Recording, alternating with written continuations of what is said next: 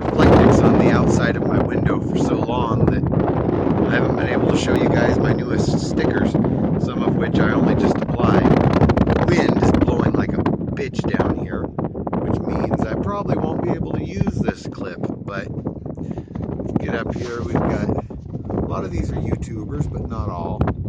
Highway 395, Convict Lake, Lake Crowley General Store, into the Mystery 13, Keep on Rockin' in the Free World, Less Freedom, More Stuff, Chris NG Travels, Nomadic Fanatic, my Lost Dutchman's and GPAA badges. Those aren't actually stickers, they're patches, but I just put them in the window like a sticker. Good Sam Club, Dog Propaganda, more American Fishing Tackle Company stuff, Spider Wire, I love Spider Wire.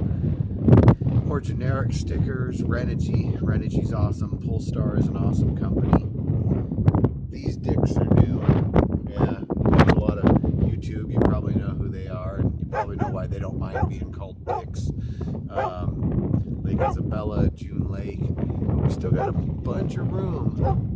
I'm just noticing something. There's these like black smears. I'll have to get up there with a rag and see if I can wipe it off. Yeah, it's pretty busy at the old lake today. If you can even hear me over the wind. A lot of people, a lot of them are taking their wind shelters down because it's just too damn windy here without it.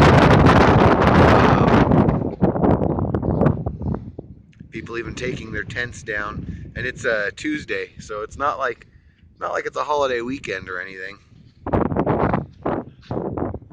But it is pretty nice weather for being July. It's low 90s, mid 90s.